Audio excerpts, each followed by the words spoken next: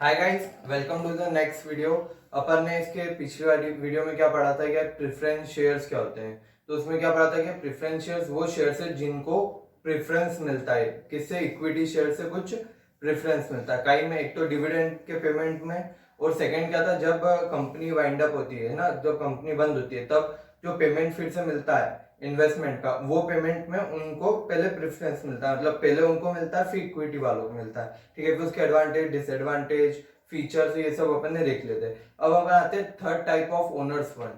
ठीक है, वो क्या है? Retained earning. रिटेन्ड अर्निंग मतलब इसके बहुत सारे नाम है, सब अलग अलग नाम से बताते हैं। एक तो रिटेन्ड अर्निंग हो गया, फिर एक्यूमुलेटेड प्रॉफिट हो गया, और क्या retained earning also known as ploughing back of profit. मतलब प्लगिंग बैक मतलब जो प्रॉफिट है ना उसको घींच लो, है ना, तो plugging back of profit, retained earnings.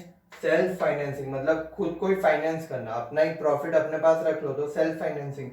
और इंटरनल फाइनेंसिंग। इंटरनल फाइनेंसिंग मतलब बाहर से अपन ने कहीं से वो नहीं लिया, लोन नहीं लिया, या बाहर से कहीं ओनर से रुपए नहीं मंगाए, इंटरनली अपन ने अपने आप को फाइनेंस कर लिया। और रिजर्व, सरप्लस, इसको अलग अलग नाम से जानते हैं। ये क्या? Retained earning refers to undistributed profit after payment of dividend and taxes. ये क्या है? अनडिस्ट्रीब्यूटेड प्रॉफिट मतलब जो प्रॉफिट हुआ है ना, आफ्टर टैक्स, मतलब टैक्स का और अपन ने कहेगा डिविडेंड का पेमेंट कर दिया। ठीक है, उसके बाद जो भी प्रॉफिट बचता है अपने पास, कंपनी के पास, वो क्या होता है? Retained earning. ठीक है, अब अपन इसके बाद में क्या है, फीचर्स क्या है रिटेन्ड अर्निंग के। फर्स्ट है cushion of security. Cushion of security मतलब कुशन पता है, मतलब तकिया, है ना।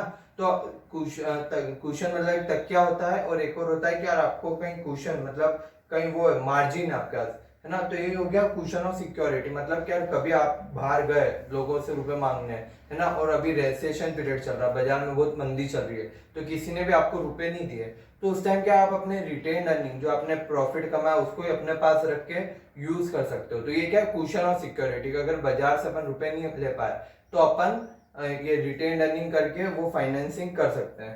सेकेंड है funds for new and innovative projects. मतलब अगर आपको कोई रिस्की प्रोजेक्ट करना है जिसमें आपको लग रहा है कि यार बहुत चांसेस है कि लॉस भी हो सकता है और प्रॉफिट भी हो सकता है, तो उस केस में क्या, अगर आपने बाजार से रुपए उठाए, है ना, तो उसमें क्या है कि अगर आपने बाजार से रुपए उठाए तो अगर लॉस हो गया तो आपको फिर वो पे करने में बहुत दिक्कत आ जाएगी। फिर आप बेड डेट वो हो जाएंगे, डेप ट्रैप बोलते हैं ना, पर डेप ट्रैप के आप पैसे ही नहीं दे पा रहे बाजार वालों को, तो उसका होता है डेप ट्रैप, है ना, कि वो कर्ज में डूब गए। तो उस केस में ऐसा हो सकता है। तो अगर आप अपने ही रुपए, है ना, जो प्रॉफिट हुआ अनडिस्ट्रीब्यूटेड प्रॉफिट है, वही अगर इनोवेटिव और रिस्की प्रोजेक्ट में लगा रहे हो, तो उसमें क्या है कि आपको अगर वो पैसे डूब भी जाते हैं तो ज्यादा वो नहीं होगा कि आपने बाजार से ले रखे, तो अपने रुपए तो डूब गया तो ठीक है, कोई बात नहीं। फिर क्या, medium and long term finance. ये जैसे लॉन्ग टर्म फाइनेंस में काम आता है, आपके जो रुपए आप अपने पास ज्यादा टाइम तक पूरे रख सकते हो। फिर कन्वर्जन इनटू ओनरशिप फंड। ये क्या होता है कि अगर आपके पास बहुत सारे अनडिस्ट्रीब्यूटेड प्रॉफिट हो गया है ना, तो आप चाहो उसको जो रिजर्व में पड़ा रहेगा, अगर आप चाहो ना उस रिजर्व के थ्रू बोनस शेयर, अपन सुनते हैं ना बाजार में इस कंपनी ने बोनस शेयर इशू करे, तो वो क्या करते हैं, अपने जो अनडिस्ट्रीब्यूटेड प्रॉफिट है ना, वितने अमाउंट के या जितना भी अमाउंट उनको लगता है, मान लो 1000 करोड़ के अनडिस्ट्रीब्यूटेड प्रॉफिट है, तो उन्होंने 500 करोड़ के बोनस शेयर दे दिए। बोनस शेयर किसको देते हैं? जो इक्विटी शेयर होल्डर्स है ना, उनको शेयर्स दे दिए बिना कॉस्ट के। मतलब मेरे पास अगर 10 शेयर है, कंपनी ने बोला कि जिसके पास 5 शेयर है ना उसको 1 शेयर मिलेगा, तो मेरे पास 10 है, मतलब मेरे को 2 मिलेंगे, वो भी फ्री में।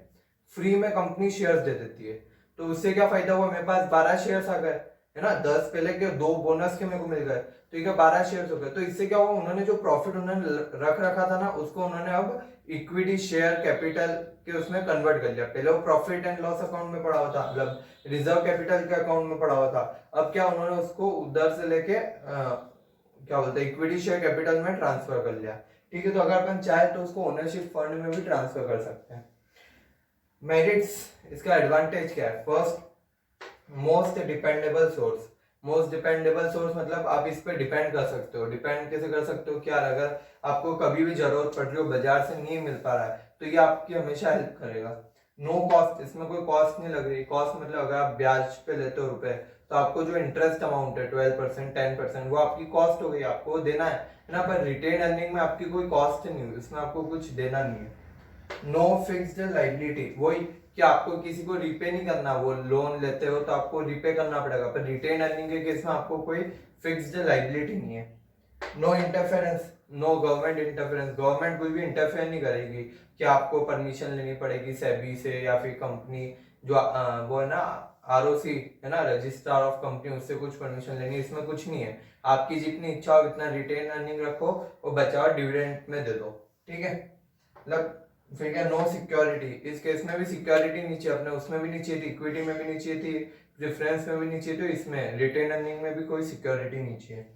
गुडविल, गुडविल मतलब आपका ब्रांड नेम बोलते हैं ना गुडविल, अब आप टाटा देखते हो तो उसकी गुडविल है, रिलायंस की गुडविल है, वो क्या है ब्रांड नेम, क्या आप नाम लो ना तो लोग उसकी इज्जत करें, गुडविल मतलब इज्जत, ठीक है। तो ऐसी कंपनी जिसका ज्यादा रिटेन अर्निंग है ना, जिसका ज्यादा सरप्लस है, तो उसकी बाजार में गुडविल ज्यादा होगी। क्यों? क्या लोगों को लगेगा इतना तो इसका अच्छा बेस है खुद का, जो उसने प्रॉफिट अर्न करा उसने इतना बचा के रख रखा, तो इसका इतना वो कुशन है ना, और इतना उसका इतना फंड है खुद का ही, तो हम उसमें अगर उनको लोन देना तो लोन भी आराम से मिल जाएगा और बाजार में अपनी गुडविल भी, नाम भी अच्छा रहेगा। Demerits of retain earning, careless use, careless use क्यों होता है? क्या ये नो कॉस्ट में मिल रहा है अपने को, इसमें कोई कॉस्ट नहीं है। अगर अपने को कॉस्ट लगती है मान लो 10% 12% इंटरेस्ट लग रहा है, तो फिर यार मैनेजमेंट क्या ट्राई करती है कि आप 12% इंटरेस्ट लग रहा है तो ये रुपए हम लगा के 15% कमाए, है ना, 15% कमाएंगे और 12% उनको दे देंगे, तो 3% अपना वो हो गया, मार्जिन हो गया। तो मैनेजमेंट उस टाइम क्या पूरा फोकस करती है कि अपन 15 20 मतलब 12 से कितना भी ज्यादा ही कमाए, ठीक है। पर इसमें क्या कॉस्ट ही नहीं है, तो मैनेजमेंट ज्यादा इस पे ध्यान नहीं देती, क्या ठीक है फ्री का ये है, अपना ही माल है, तो ठीक है सही जगह लगाया नहीं लगाया तो भी चलेगा। डिससेटिस्फेक्शन अमंग शेयर होल्डर्स, मतलब क्या जो शेयर होल्डर्स है वो क्या चाहते हैं कि हमको डिविडेंड, है ना, डिविडेंड ज्यादा से ज्यादा मिले, पर अगर आप रिटेन अर्निंग रख लोगे तो डिविडेंड कम हो जाएगा, है ना। तो उसमें क्या ये क्या हुआ क्या, वो अगर आप ज्यादा रिटेन अर्निंग रखते हो तो शेयर होल्डर्स दुखी हो जाएंगे कि हमको डिविडेंड ही नहीं मिल रहा जितना चाहिए था हमको। फिर इम्बैलेंस्ड ग्रोथ, इम्बैलेंस ग्रोथ कैसे, क्या कंपनी अगर ज्यादा रिटेन अर्निंग रख रही है तो उससे क्या हुआ कि जो उसकी ओवर कैपिटलाइजेशन हो सकता है। ओवर कैपिटलाइजेशन कैसे, क्या कंपनी को अभी 100 करोड़ की जरूरत है, ठीक है, तो वो उससे है उसके पास अभी, अगर और वो रिटेन अर्निंग रख रही है तो जो बचे हुए 10 करोड़ है वो तो कहीं वो सही साइड इन्वेस्ट कर ही नहीं पाएगी क्योंकि उसको उसकी जरूरत ही नहीं है। तो ये क्या हुआ, क्या इम्बैलेंस ग्रोथ, अगर आपको नीड नहीं है तो भी आप वो फंड रख रहे हो, तो इससे लॉस है कंपनी का और दोनों शेयर होल्डर्स का। तो ये ठीक है छोटा सा था रिटेन अर्निंग क्या होती है, इसका एडवांटेज है, ये अपन ने पढ़ लिया। अब हम पढ़ते हैं difference between equity and preference shares, कि इक्विटी और प्रेफरेंस शेयर्स में डिफरेंस क्या है। फर्स्ट क्या है, फेस वैल्यू। फेस वैल्यू जो इक्विटी शेयर्स की होती है ना वो बहुत छोटी होती है, जैसे 1 रुपए 5 रुपए 10 रुपए, ठीक है, 25, मतलब बहुत बहुत ऐसी कम कंपनियां जिनकी 100 रुपए भी इक्विटी शेयर की एक शेयर की वैल्यू होती है, फेस वैल्यू। पर अगर अपन प्रेफरेंस शेयर देखते हैं ना उसकी वैल्यू हमेशा अंदर मान लो 90% केस में 100,000 ऐसी रहती है, 100 500,000। तो जो प्रेफरेंस शेयर्स की फेस वैल्यू रहती है ना वो ज्यादा रहती है और इक्विटी शेयर्स की कम रहती है। डिविडेंड, इक्विटी शेयर्स पे जो डिविडेंड मिलता है वो फ्लक्चुएटिंग रहता है, कभी मिल रहा है कभी नहीं मिल रहा है, पर जो प्रेफरेंस शेयर्स पे उनको एक कांस्टेंट डिविडेंड मिलता है एक जैसा जो डिसाइडेड रहता है। वोटिंग राइट, इक्विटी शेयर्स के पास वोटिंग राइट रहते हैं पर प्रेफरेंस शेयर्स का जनरली वोटिंग राइट नहीं रहता है। पर अगर स्पेशल सिचुएशन क्या है कि अगर उनको 2 साल तक डिविडेंड नहीं मिला, ठीक है, अगर 2 साल तक डिविडेंड नहीं मिला तो उनको वोटिंग राइट मिल जाता है, अगर 2 साल तक डिविडेंड नहीं मिल रहा है तो। अट्रैक्शन, अट्रैक्शन मतलब कि ज्यादा लोग किसकी तरफ अट्रैक्ट होते हैं, ज्यादा लोग जो वो रहते हैं जो बुलिश रहते हैं, मतलब जिसको रिस्क लेने की आदत है, उनको लगता है कि इक्विटी ज्यादा देगा हमको, तो वो मेनली इक्विटी में लगाते हैं। जो रिस्क बियरर होते हैं ना कि मैं रिस्क ले सकता हूँ, वो कहीं में लगाते हैं इक्विटी में, और जो कम रिस्क लेने में बिलीव करते हैं वो प्रेफरेंस में लगाते हैं। रिस्क ज्यादा कहीं में, इक्विटी में ज्यादा रिस्क है, प्रेफरेंस में कम रिस्क है। Refund of capital, capital refund करते टाइम सबसे पहले किसको मिलेगा, प्रेफरेंस को मिलेगा, और सेकंड फिर बाद में जो भी बचा कुछ किसको मिलेगा, इक्विटी शेयर्स को मिलेगा। और लास्ट क्या है, रिडम्पशन। रिडम्पशन मतलब कि आपको कंपनी को उसको पे बैक तक करना है, कंपनी मान लो चल रही है कंपनी बंद नहीं हो रही, ये क्या हुआ, रिफंड ऑफ कैपिटल क्या होता है कि कंपनी बंद हो गई है ना, तब किसको पहले मिलेगा, प्रेफरेंस को पहले मिलेगा, इक्विटी को बाद में मिलेगा। और ये 7 पॉइंट क्या है कि कंपनी तो चल रही है पर उसमें क्या है, प्रेफरेंस शेयर की एक लाइफ होती है 20 ईयर्स, है ना। कंपनीज एक्ट 2013 क्या बोलता है कि आप प्रेफरेंस शेयर्स 20 ईयर्स से ज्यादा के नहीं इशू कर सकते हैं। उसमें एक वो है कि अगर इंफ्रास्ट्रक्चर कंपनी है तो 30 इयर्स के लिए कर सकती है, ठीक है, उससे ज्यादा के नहीं हो सकते। पर इक्विटी शेयर्स कितने हैं, वो तो हमेशा जब तक कंपनी है तब तक इक्विटी शेयर्स रहेंगे। तो रिडम्पशन कौन है कि आप वो इक्विटी शेयर तो नेवर रिडीमेबल है, मतलब कभी भी रिडीम नहीं होंगे, पर प्रेफरेंस शेयर्स रिडीम हो जाएंगे एट अ टाइम, एक टाइम के बाद।